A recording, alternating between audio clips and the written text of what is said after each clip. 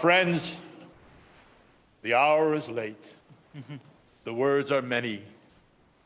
I just wanted to share some with you. I'm going to just give a brief overview. I'm going to put a more, if you will, entire thing on the website after the holiday. I'll have to just, because once you get into this, you know, rabbis just keep writing and keep writing. So let me teach you 3 Yiddish words that might help with this thing, okay? Nor, nicht, Ärger. Nor, nicht, Ärger. My mother, a survivor of a Nazi labor camp as a teenager, would use that phrase all the time because she wouldn't want to say things were good. Because you say things are good, it opens it up to the evil eye, right? So you say, it shouldn't be worse. It shouldn't be worse. So I want you to get with all of that's around us, and I don't want to give you hackneyed bromides about hope and resilience. We have hope and resilience. This congregation has shown its hope and resilience for now 18 months, going on 2 years. But I want to basically come to you with 4 things that allow us to continue our story, our saga. We have a saga, and that saga can be, I think, articulated in a mnemonic. And that mnemonic is using the word I, the letter I. The 4 things I want to talk about briefly are interpretation, imagination, integration, and inspiration. Let's try that again.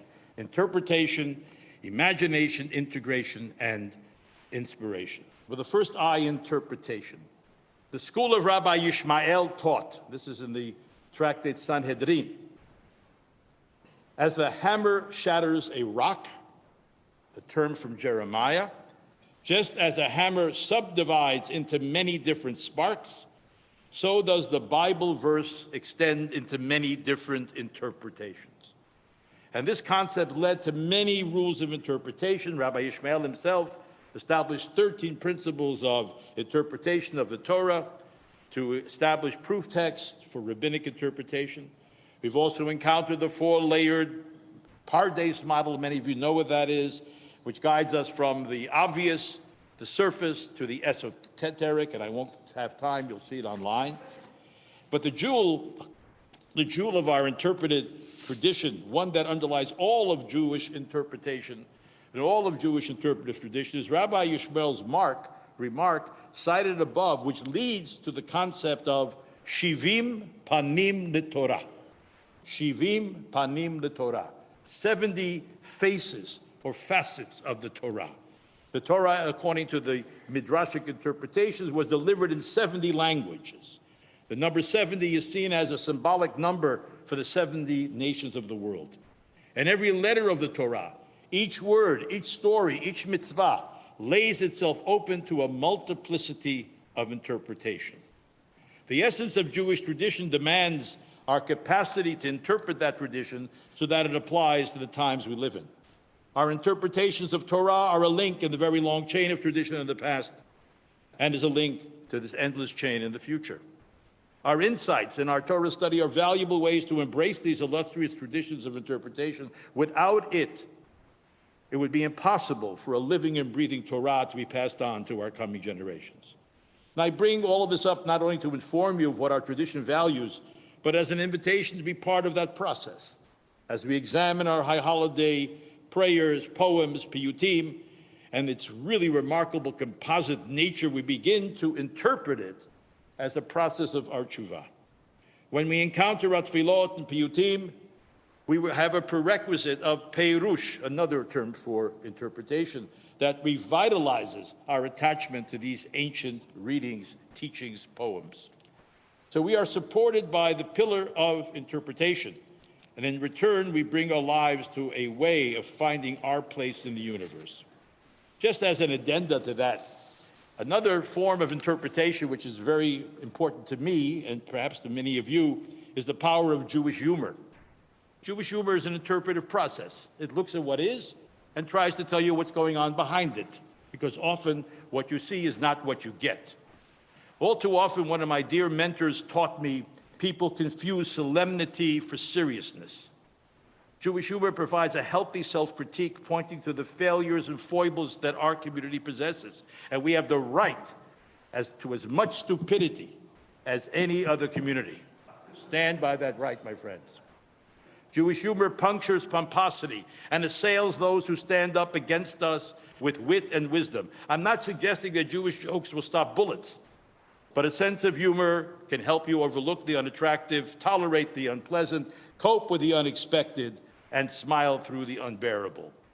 All in all, there is a great power in our capacity to interpret. And let me give you a more colloquial, believe it or not, which I got, a colloquial definition of interpretation that I got from one of the great scholars of interpretation at Yale, the late Jeffrey Hartman, who said, interpretation is like a football game.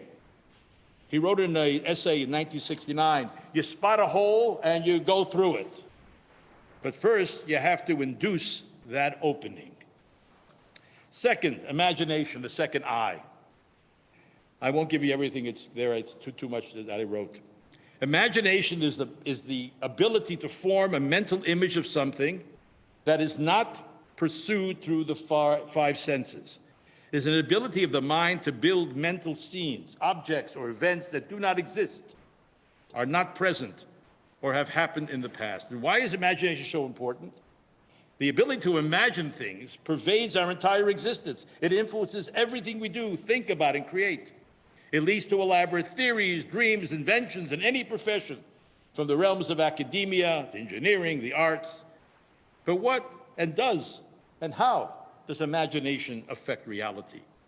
Imagination has much to do with reality. It shapes the way we see our reality, and therefore affects our expectations and hopes, our actions and behavior. If we imagine bad things, we program our mind accordingly, and sooner or later see and act and behave accordingly, and create what we imagined. But how does imagination help or improve life? Imagination draws from our experiences and the knowledge of the world around us and combines them with a complete unknown to make something new.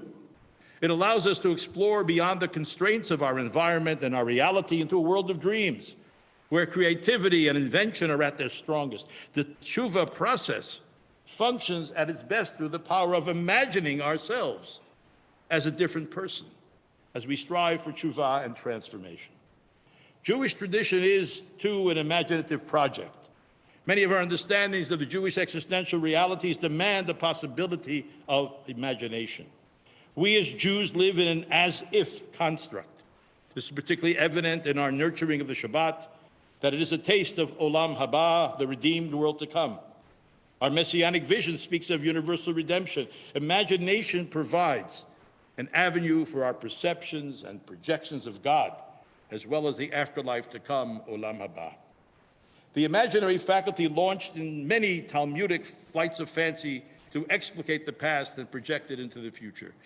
Do we really know the details of so-called historical events? Well, the imaginative faculty fills in the gaps between the lines, the empty spaces of the Torah that exist between the letters. The imagination points to the motivations not visible in our Torah text.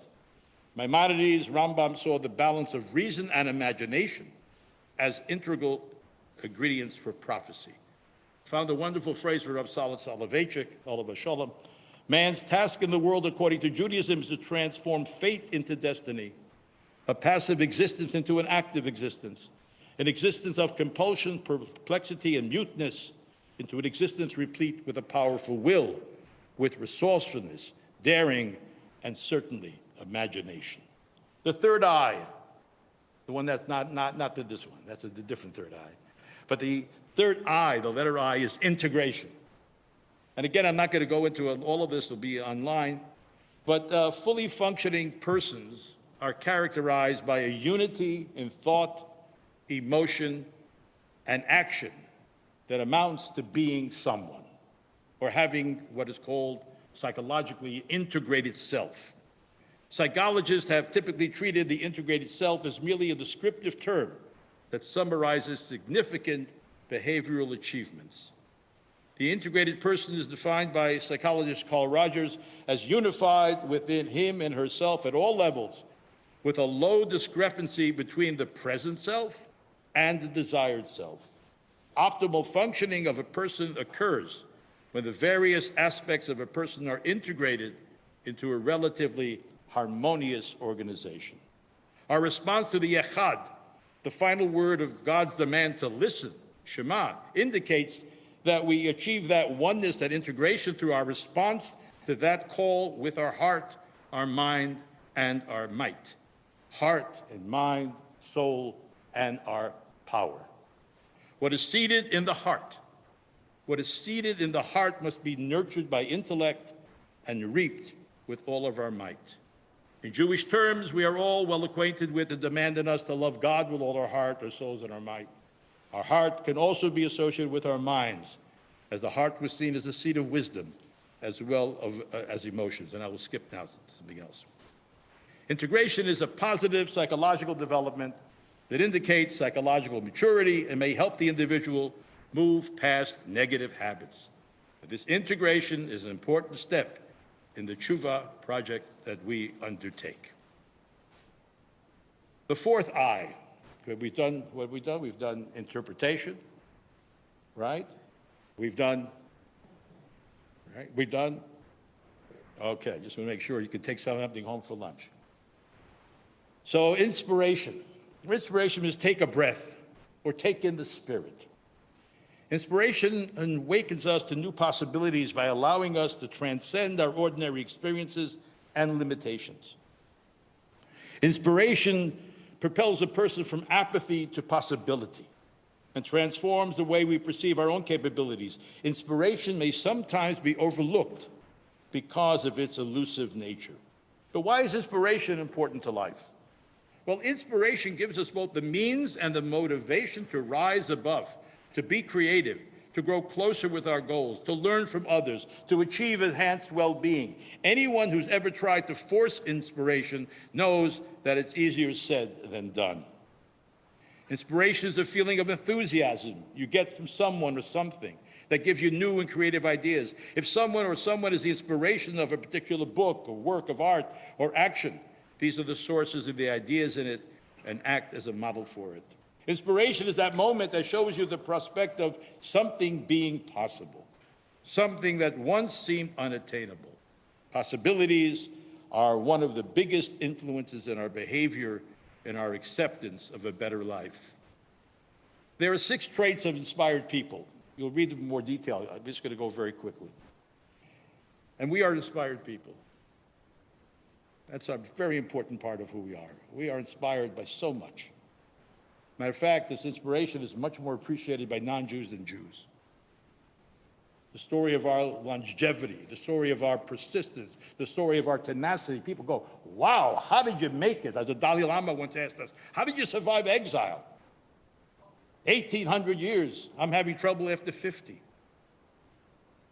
Well, one of the reasons we have is because there are 6 traits of inspired people, and I think that we as a Jewish people have exhibited those over the millennia. First of all, inspired people have immense courage. Inspired people have deep empathy for others. Inspired people express love and appreciation openly and try to foster equality. Inspired people are emotionally healthy and healed. Inspired people believe in collective power. Inspired people use all of themselves to make a difference. Look at that list, every one of them. We try very much here to inspire you to these things. And guess what? I hope we've been very successful, and I think we have been. So the millennial saga of the Jews, which inspired millions over the centuries, let it inspire you as well. The wonder of our longevity has served as that inspiration.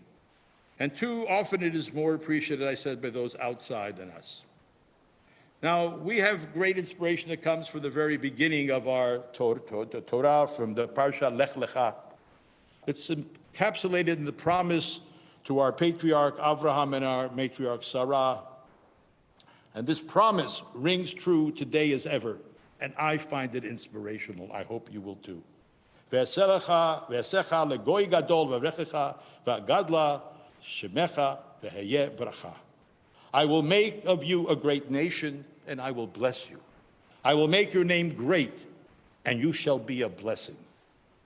I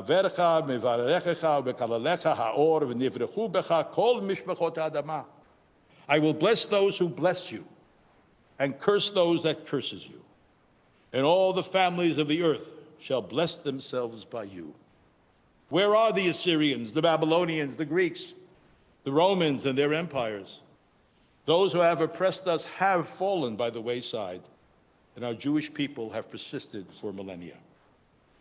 Another thing that I think we are admired for, which is a very two-edged sword, and that is our capability to say no.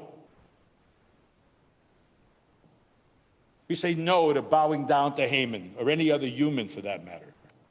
We say no to slavery. We say no to tendentious trends that come and go. We say no to injustice, and we say no to assimilation. And this has infuriated nations for all time. Why are you different? Can't you be more like us? And we say, no, we can't be different. And from Haman to Hitler to Stalin, we have suffered greatly for exposing that the emperor has no clothes. We say no to those passing trends while adhering to eternal truths. All in all, there's great power in our capacity to interpret, to imagine, to integrate, and to inspire ourselves and others. Keep these tools on hand as we are challenged by the demands of tshuva, not only in the 10 days ahead, but for the rest of our lives. Interpretation, imagination, integration, and inspiration. May we inscribe ourselves the Sefer Chaim, Shalom V'Tovah, the book of life, peace and goodness. Shana Tova.